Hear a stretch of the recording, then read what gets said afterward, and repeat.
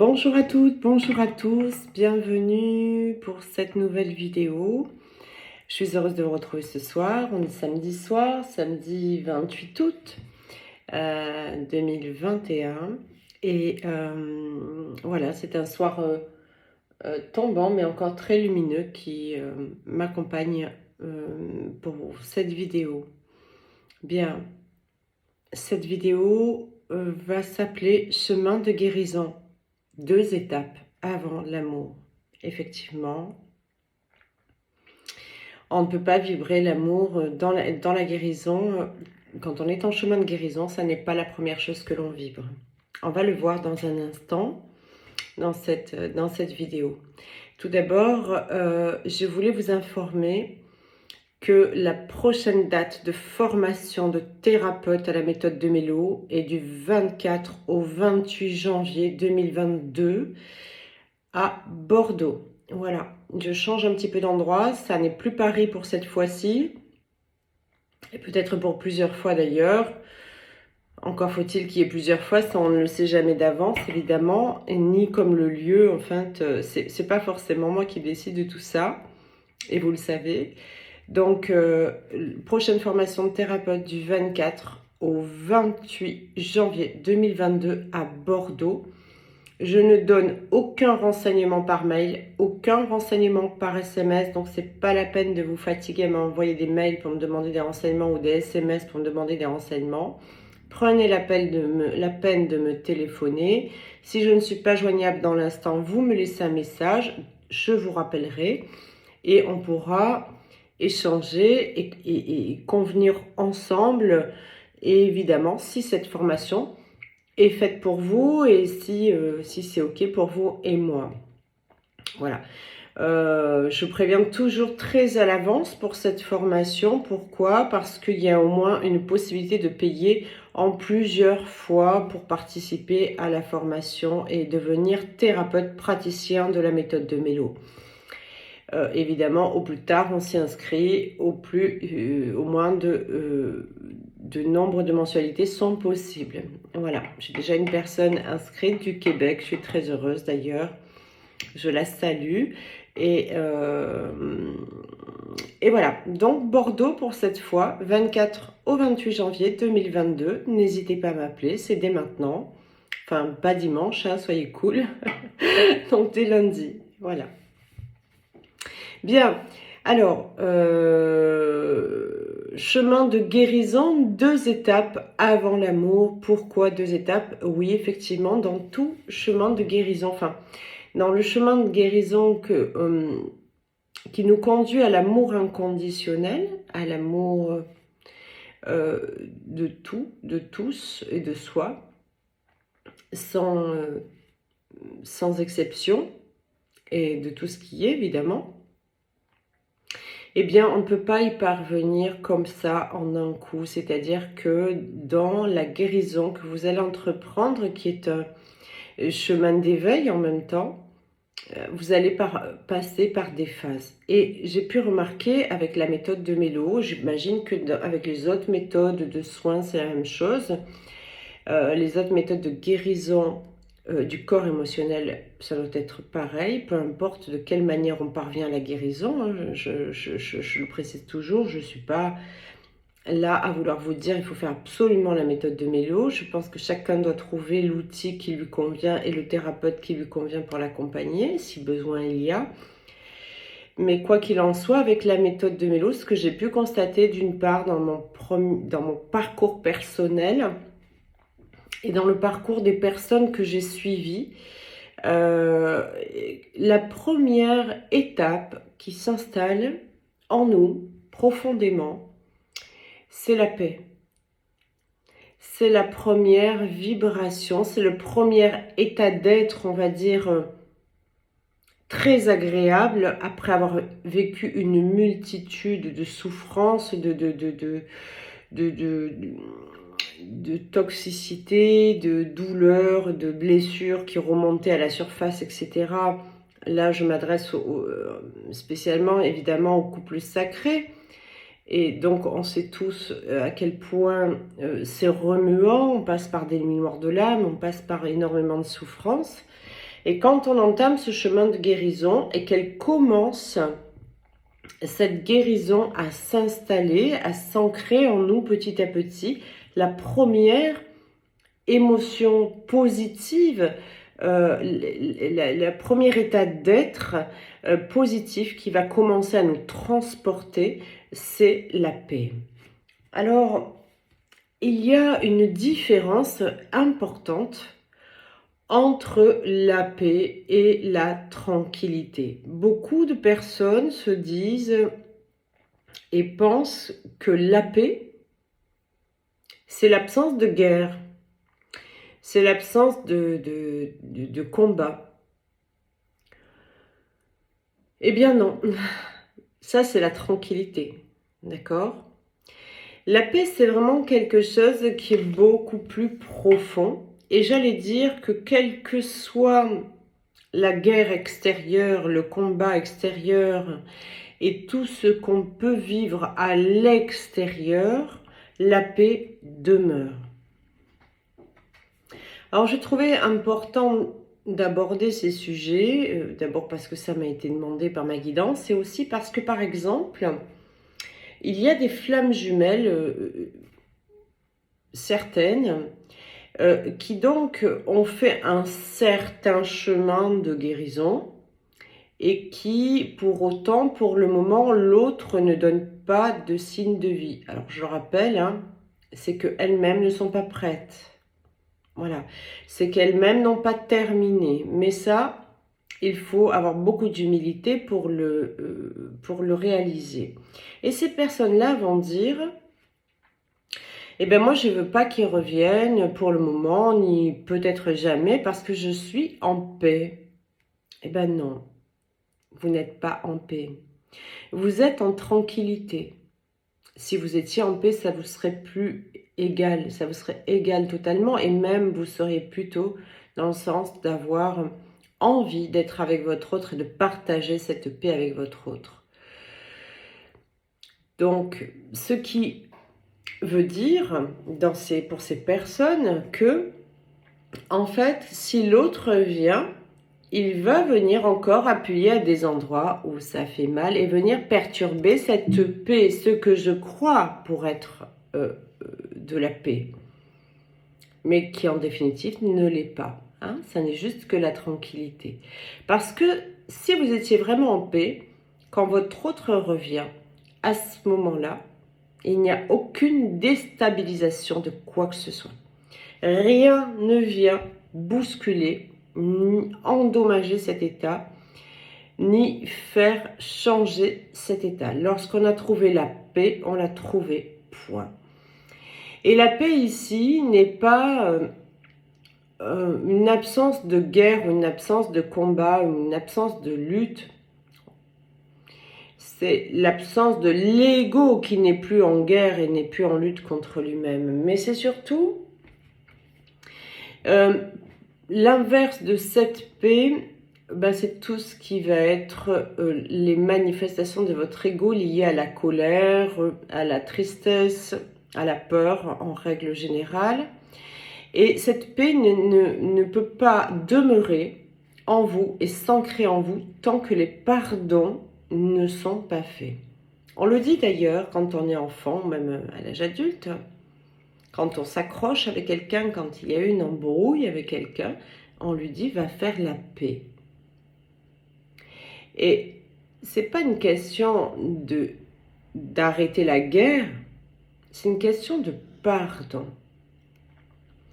Et ici, vous allez devoir, évidemment, aucun chemin de guérison ne passe pas par le pardon, ça n'est pas possible, quoi qu'il en soit, d'une manière ou d'une autre, et quel que soit l'outil, le fond de la guérison va être le pardon pour pouvoir libérer vibratoirement l'autre, et parce que le pardon est le seul chemin qui conduit des peurs à l'amour, il n'y a pas d'autre, c'est le seul pont qui relie les deux. Et du coup, ce qui est le plus difficile pour nous, ce pardon, c'est pas le pardon qu'on fait aux autres, hein. En règle générale, on finit par y parvenir bien plus facilement que se pardonner à soi.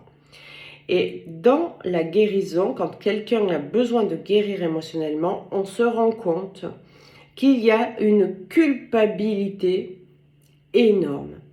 Et que tant que nous ne venons pas au bout de cette culpabilité, nous ne serons pas en paix.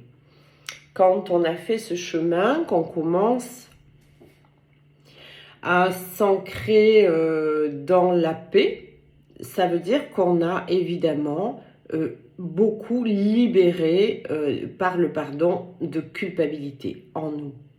Et on a déculpabilisé les autres. Mais vous savez, quand on s'est pardonné à soi, après c'est facile de pardonner aux autres. Vraiment. C'est pour ça que le pardon doit commencer par là. On ne peut pas pardonner à quelqu'un d'autre. Si on ne sait pas pardonner, ça ne fonctionne pas. D'ailleurs, parfois, on n'arrive pas à pardonner à quelqu'un. Et quand on réfléchit bien, c'est parce qu'à soi, on n'est pas parvenu à se pardonner en fait.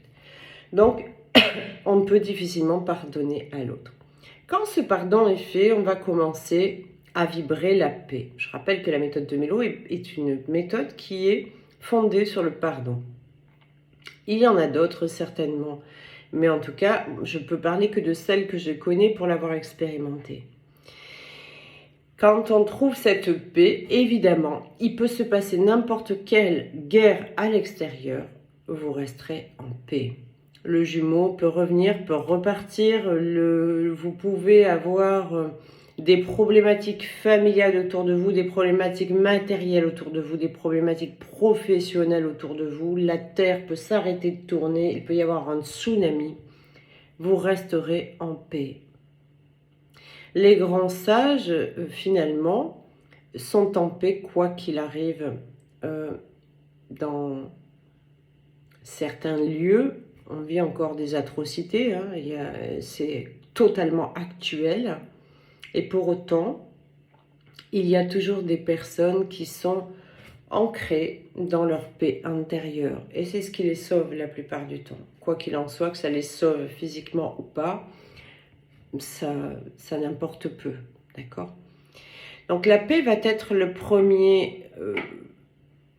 première émotion qu'on va ressentir, le premier état d'être. Et quand on commence à être en paix, vraiment, on va se lever le matin et on ne va plus jamais se lever avec quelque chose qui vient tracasser l'intérieur.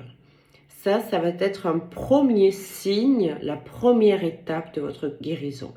Et vous allez commencer à vous en rendre compte au fur et à mesure. Il y en a plein déjà qui me regardent ce soir, qui ont déjà vibré soit ponctuellement cet état.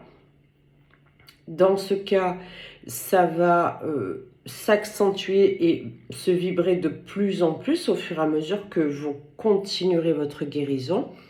Soit elle vibre déjà cet état de manière permanente. Et quand on vibre cet état de manière permanente, qu'est-ce que ça va engendrer derrière? Eh bien, ça va engendrer qu'on va commencer à vibrer la joie. Voilà. Et la joie, évidemment, pas non plus générée par quelque chose d'extérieur. Hein. La joie n'est pas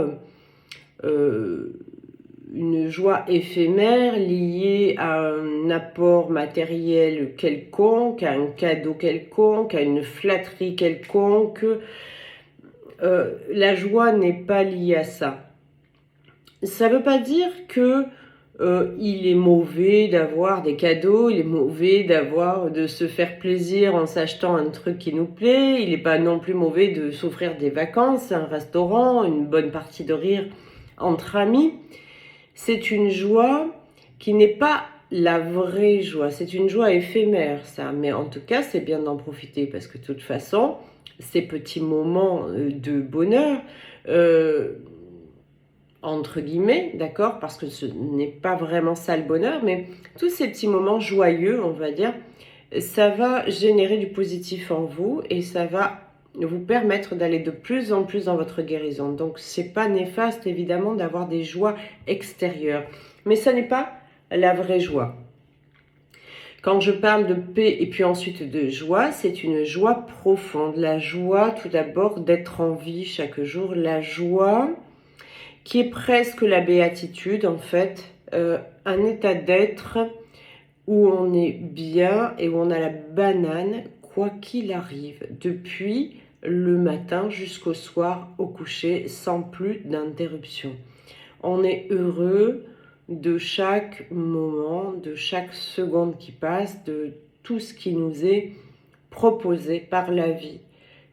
Il n'y a plus de jugement à cet endroit-là sur ce qui m'est proposé aujourd'hui comme événement dans ma vie. Est-ce que c'est bon, est-ce que c'est mauvais? Cette question-là, on ne se la pose plus du tout. Tout est vécu comme quelque chose de bon et surtout comme quelque chose qui est prévu et qui est à vivre, et je vais le vivre du mieux que je peux et dans la paix la plus profonde et dans la joie la plus ancrée et vibrée. Même si c'est quelque chose qui auparavant nous aurait laissé penser que c'était négatif.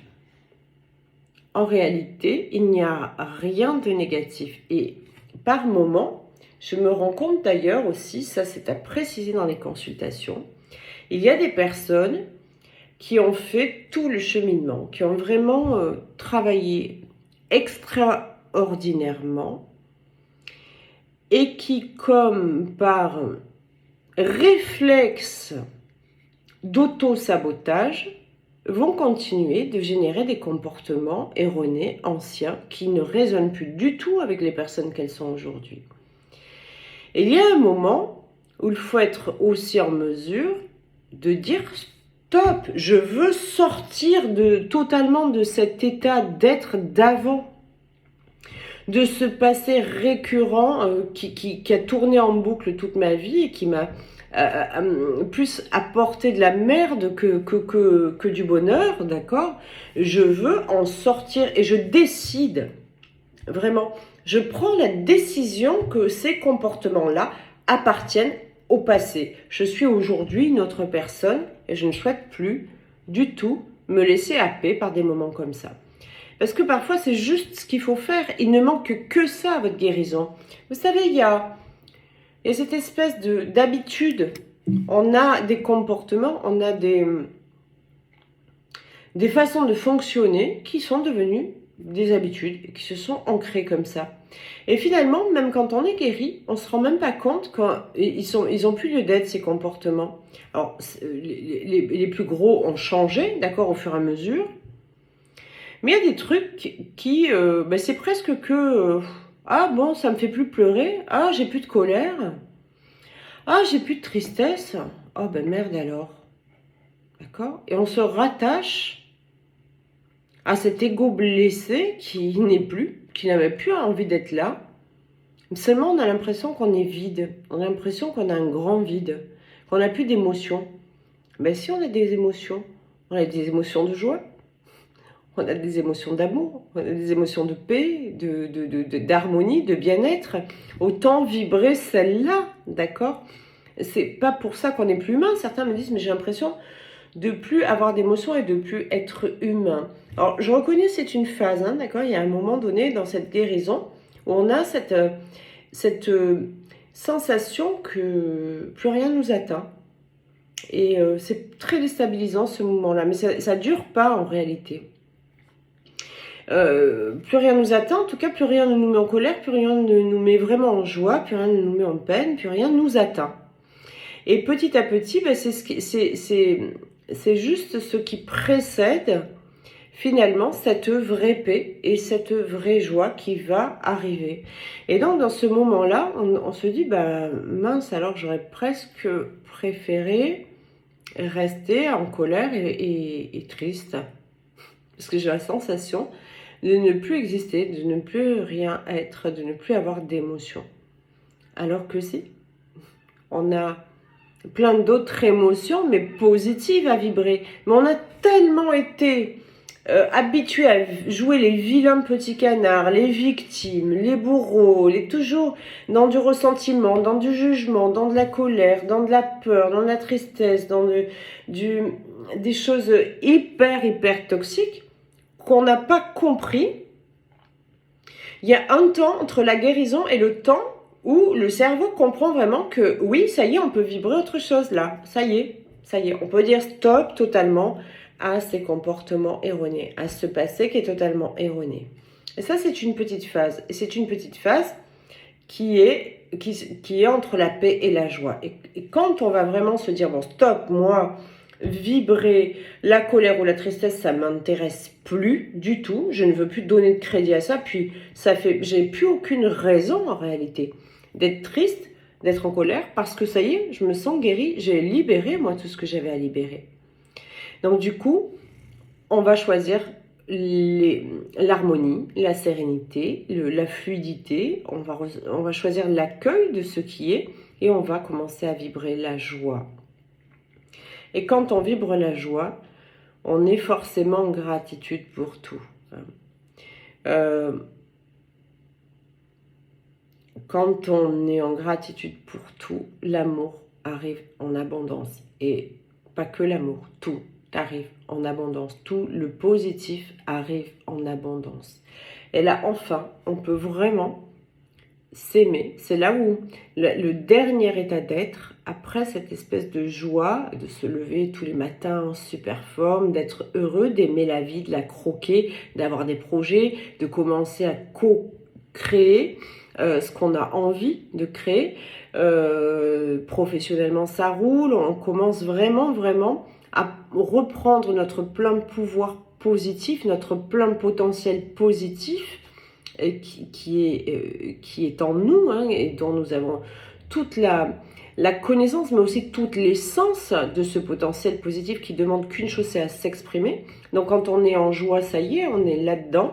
Et derrière ça, eh bien, la dernière émotion, on va dire, qui est vibrée, c'est l'amour. Et là, on est au stade, quand on est à cet endroit-là, où on se respecte, mais pleinement. Il n'y a plus de compromis ou de sacrifice possible, ni pour une personne, ni pour une autre, ni pour un enfant, ni pour un parent, ni pour son autre, ni pour sa flamme jumelle, son couple sacré, ni son mari, ni sa femme, peu importe hein, sur quel parcours on est.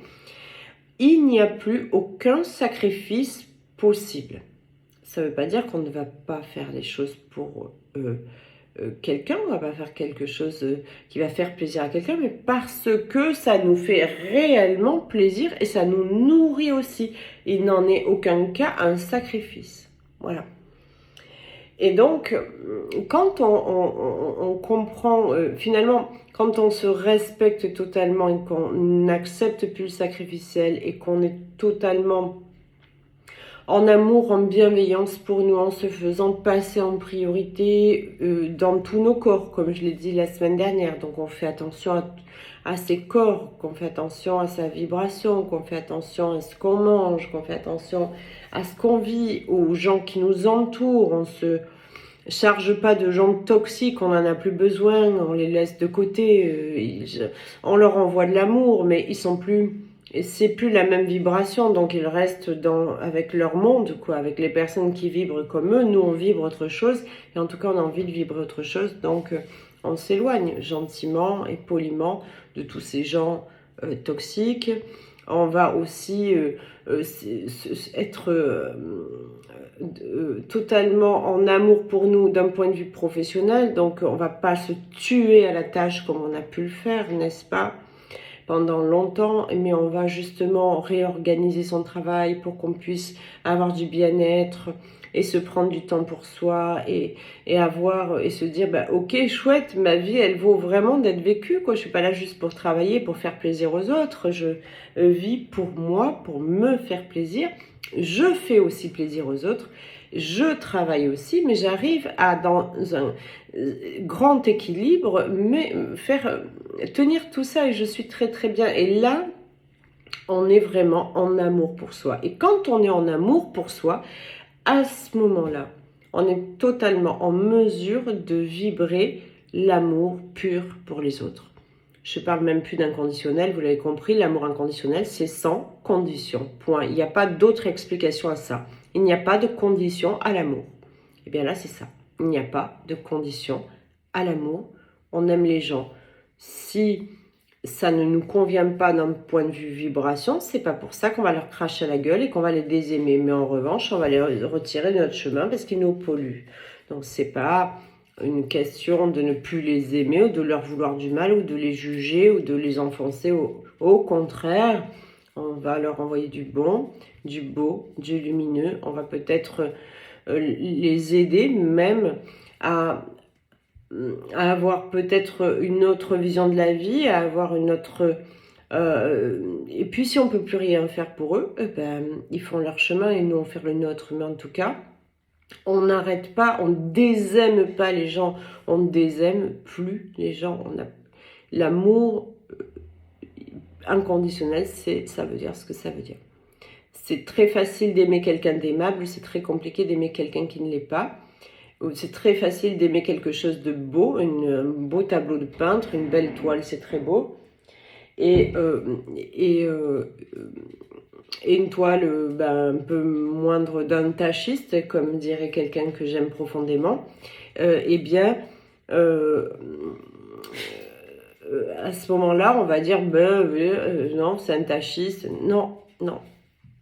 On peut avoir le goût du beau, le goût de l'art, etc. Il y a des choses qu'on va plus ou moins apprécier pour soi, ou dans l'art, hein, j'entends par exemple, ou choisir pour chez nous, mais c'est pareil avec les gens, d'accord? Ils font partie de nos amis ou ils ne font pas partie de nos amis. C'est pas parce qu'ils font pas partie de nos amis qu'on n'est pas en amour. Moi, je ne peux pas, avec tous les gens que je côtoie et que je connais, tout le monde ne peut pas être mes amis, vous comprenez bien. Mes amis font partie de mon cadre intime, qui connaissent en partie ma vie. Tout le monde ne la connaît pas, loin de là, ça c'est clair. Même si vous pensez certains la connaître, vous êtes loin du compte. Et mes amis font partie de mon cercle intime. C'est pas pour autant que quand je rencontre d'autres personnes, je suis pas en amour et c'est pas totalement honnête et franc comme je peux l'être avec mes amis. Mais c'est juste que c'est pas forcé que je vais avoir des affinités, que je vais avoir des atomes crochus sur les points qui me plaisent d'échanger avec mes amis. Et peut-être qu'on n'a pas du tout les mêmes personnalités et qu'on ne pourra pas être amis. C'est pas pour autant que je vais pas vous accorder du temps, de l'amour, de l'attention au moment où on est ensemble. En revanche, quand on n'est pas ensemble, on ne va pas passer le dimanche, vous n'allez pas m'appeler à 10h du matin parce que je ne suis pas votre ami. Et vous n'allez pas m'appeler non plus à 9h du soir parce que je ne suis pas votre ami. Voilà. Et c'est pas parce que je ne suis pas votre ami que je ne vous aime pas. C'est ça que les gens ne comprennent pas à l'amour inconditionnel. Les gens pensent qu'on doit aimer de façon totalement new age, totalement bisounours, tout et tout le monde. Non. C'est aimer, c'est déjà arrêter totalement de juger, de critiquer, laisser les autres dans leur liberté de choisir ce qu'ils ont envie d'être, ce qu'ils ont envie de faire, ce qu'ils ont envie de créer, ce qu'ils ont envie de vibrer. C'est leur problème, ça ne vous appartient pas. Déjà ça, c'est une grande preuve d'amour. Et puis d'être bienveillant quand quelqu'un vient vers vous, quand quelqu'un fait partie, à un moment donné, peut-être quelques secondes, peut-être quelques heures, peut-être quelques jours, et peut-être pour la vie quand il s'agit de liens d'amitié, d'accord? Mais pendant le temps qu'on accorde à cette personne, on doit être dans l'amour et la bienveillance. On ne va pas regarder s'il est borgne, s'il est finalement, s'il n'a pas... elle est vraiment pas très belle, hein, elle a un physique ingrat. Et donc ça, c'est, vous voyez, des trucs, elle est pas très aimable. Mais qu'est-ce qu'il y a derrière ça? Où est son cœur? Qu'est-ce qui est beau là-dedans? Aimer, c'est chercher cette lumière dans le sombre.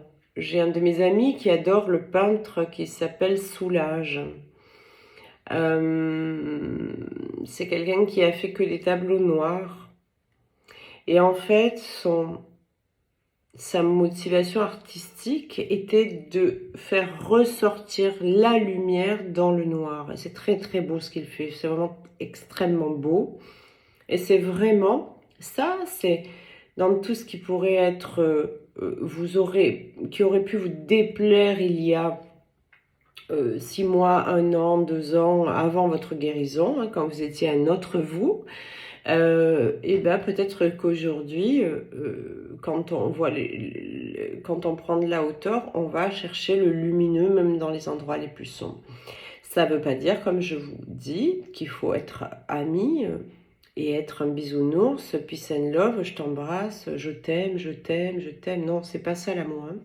L'amour, c'est pas besoin d'en parler, l'amour. L'amour, c'est comme le don, il peut être silencieux. Vous savez, c'est pas l'amour qui est important, c'est les preuves d'amour. D'ailleurs, je reviendrai vous faire une vidéo concernant ce que vos autres polarités inconscientes vivent en ce moment. J'ai plusieurs choses à dire, comme j'avais fait la dernière fois. Voilà, donc la priorité, c'est commencer à viser la paix, à sentir la paix. Ne partez pas à essayer d'aimer, comme il y en a qui veulent être dans l'amour, alors ils vont se mettre dans le sacrifice, être au service, beaucoup, beaucoup, beaucoup. On se dit, mon Dieu, qu'est-ce qu'elle est gentille, mon Dieu, qu'est-ce qu'elle est amour, qu'est-ce qu'elle est aimante, qu'est-ce que... C'est pas de l'amour. C'est un besoin de reconnaissance, c'est de l'attachement, d'accord? C'est pas ça qu'il faut trouver en premier, trouver la paix, pardonnez-vous. Ensuite, automatiquement, vous vibrerez vraiment la joie. Et ensuite, quand vous en serez là, l'amour viendra naturellement. Quand on est dans cette joie, cette paix, et donc en gratitude pour cela, automatiquement, l'amour, c'est une évidence. On n'a même plus besoin d'en parler. C'est un état d'être qui se vit sans même qu'on s'en rende compte. En fait, c'est ça le truc. Hein. Il y a 2 ans de ça, j'ai été à une période de ma vie assez compliquée. Et bon, vous me direz, c'est pas trop étonnant pour un parcours de flamme jumelle, d'accord? Donc, assez compliqué à cet endroit-là, à ce moment-là, voilà. Mais aussi, j'étais relativement en colère. Après diverses personnes, pas nécessairement le jumeau à ce moment-là d'ailleurs. Et le jumeau, j'ai jamais été trop en colère après lui d'ailleurs. Donc, à ce moment-là, ce qui s'est passé, c'est que j'étais dans le blâme tout le temps. Mais je m'en rendais même pas compte. Même pas compte. Et un jour, je me dis, non mais c'est pas possible. Pourquoi je vis des obstacles à répétition, autant de complications dans ma vie? C'était tout sur le matériel, sur le relationnel, sur le pro, tout était étouffant, tout était lourd, tout était à rebondissement tout le temps, rien n'allait tout de suite comme sur des roulettes. J'ai eu une période comme ça. Et en fait, qu'est-ce qui se passe et qu'est-ce que je dois faire? Et là, j'ai entendu une voix que je connais bien, qui est mon guide principal, et qui cette fois-ci n'a pas fait preuve n'a pas eu une voix douce, il a une voix très autoritaire. Et il m'a dit simplement comme ça, arrête de blâmer.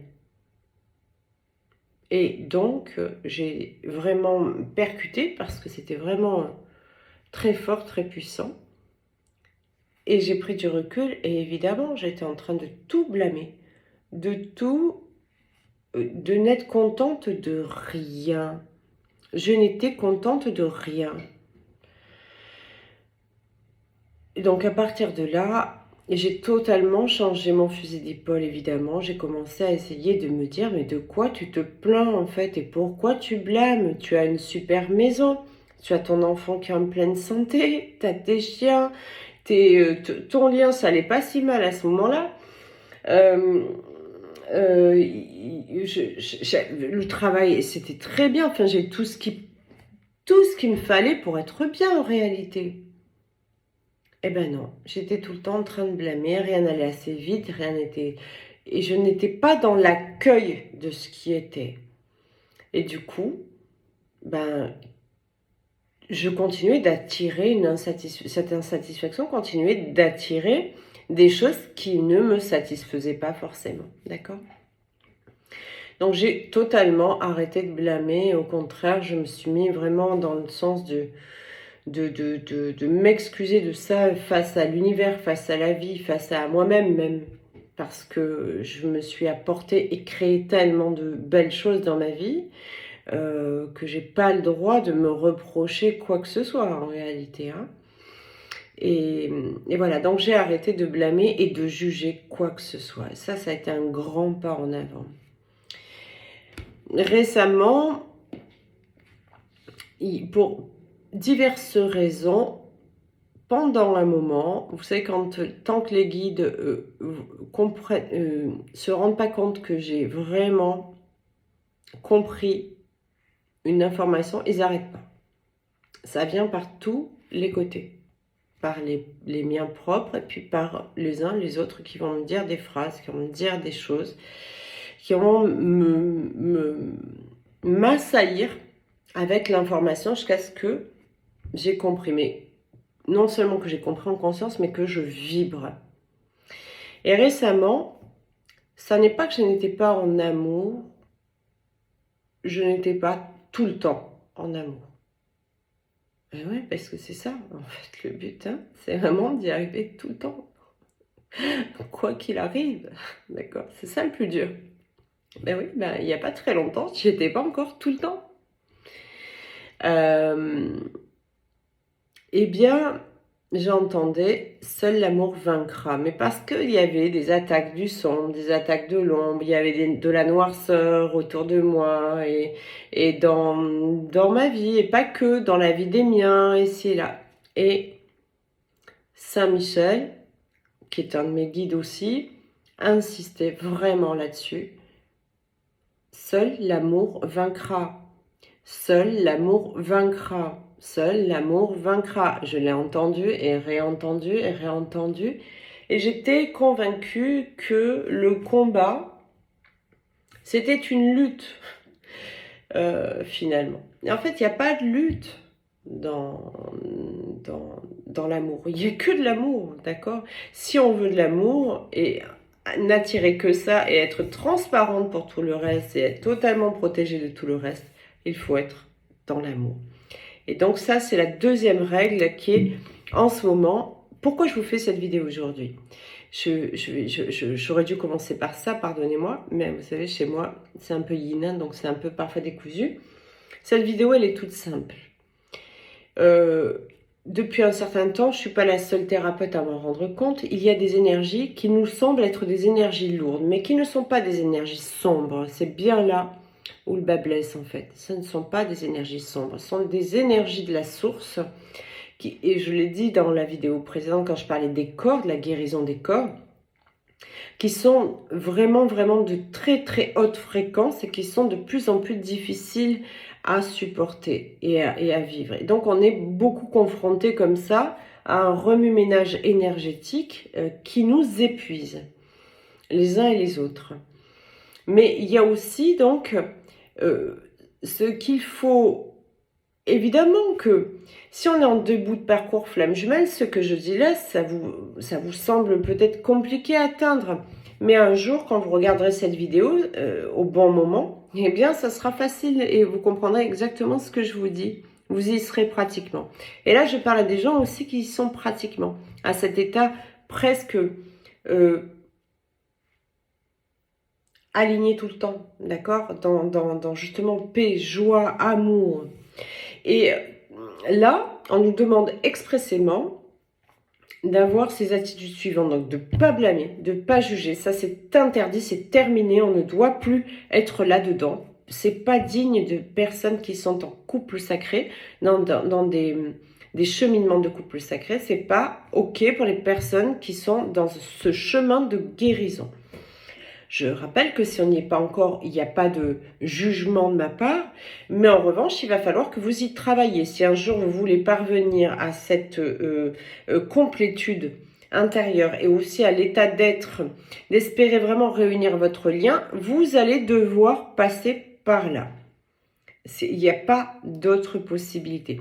Il y a des liens qui se réunissent un peu avant cet endroit-là. Mais attention, c'est pas ce qu'il y a de mieux parce que malheureusement, tous ces réglages vont devoir se faire ensemble. Donc c'est chaud patate, ok? Donc la plupart, elles sont en séparation pour préparer justement d'être le plus ou la plus alignée possible, la plus stable possible émotionnellement avant justement de recevoir le duo et d'être capable de vibrer la vibration de cette troisième énergie du duo. Donc, cette vibration, elle est très puissante et on y vient petit à petit et tous ceux et celles qui sont très avancés sur le parcours sont là. C'est à elles que je m'adresse quand je dis on ne blâme plus, on ne juge plus, c'est terminé. Qui que ce soit et quoi que ce soit. Et encore moins vous-même. Dites-vous une chose, c'est que si vous blâmez ou vous jugez quelqu'un, ben regardez en vous où est-ce que vous vous jugez encore et travaillez là-dessus. D'accord ? Chacun choisit sa vie, chacun choisit d'être qui il est, de faire ce qu'il a envie de faire, ça ne vous regarde pas. Si ce sont des personnes qui viennent à votre rencontre et que vous sentez une attaque, eh bien c'est par l'amour que vous répondrez, chers messieurs et dames. Voilà. Parce que c'est en répondant en amour que vous ne laissez aucune possibilité à l'autre de rentrer dans vos vibrations. Donc, première étape, ne plus blâmer, ne plus juger. Deuxième étape, être totalement dans l'amour. C'est vraiment, il faut s'y forcer dans un premier temps. Il faut observer. Est-ce que j'y suis? Non, je n'y suis pas. C'est pas grave, je ne vais pas me blâmer, je ne vais pas me juger. En revanche, je vais observer pourquoi je n'y ai pas été et demain, je ferai mieux.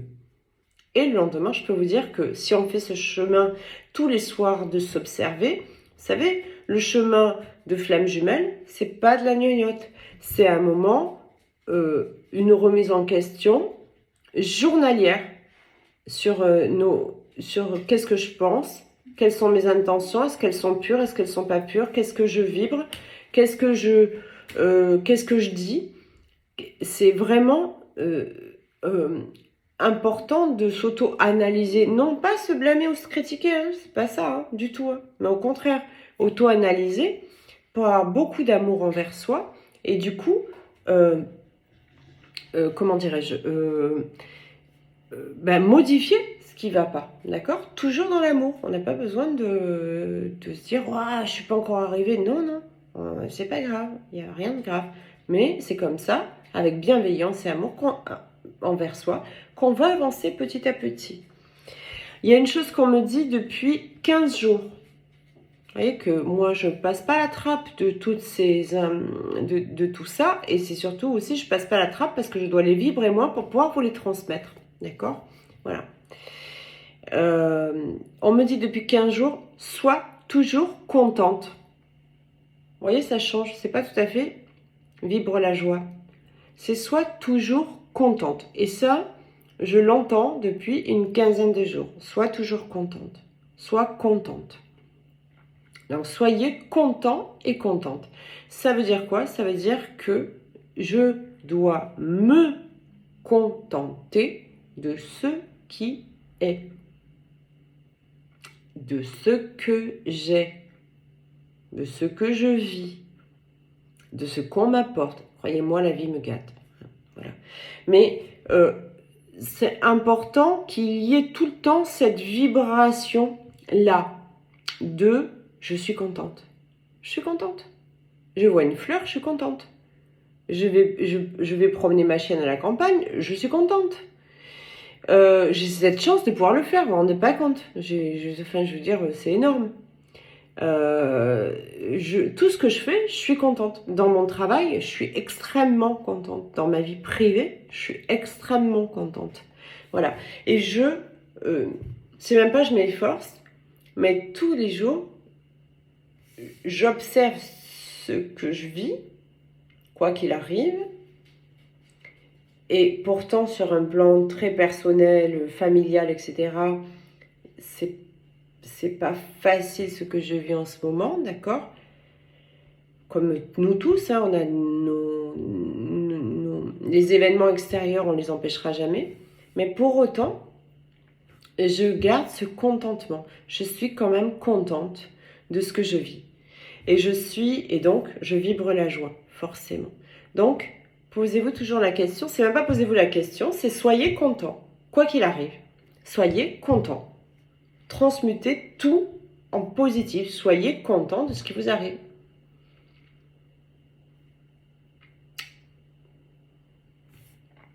Et donc, quand on est content de tout ce qui nous arrive, qu'est-ce qu'on adopte? La gratitude. La gratitude, la gratitude, la gratitude. Je le répète, c'est la seule vraiment vibration qui va vous apporter l'abondance dans tous les aspects de votre vie. Tous. Abondance positive, évidemment. D'accord? De toute façon, la gratitude, c'est une telle vibration d'amour que ça ne peut vous apporter que de l'abondance positive. Et vous avez droit à cette abondance. Et vous êtes légitime à cette abondance, pour cette abondance. D'accord?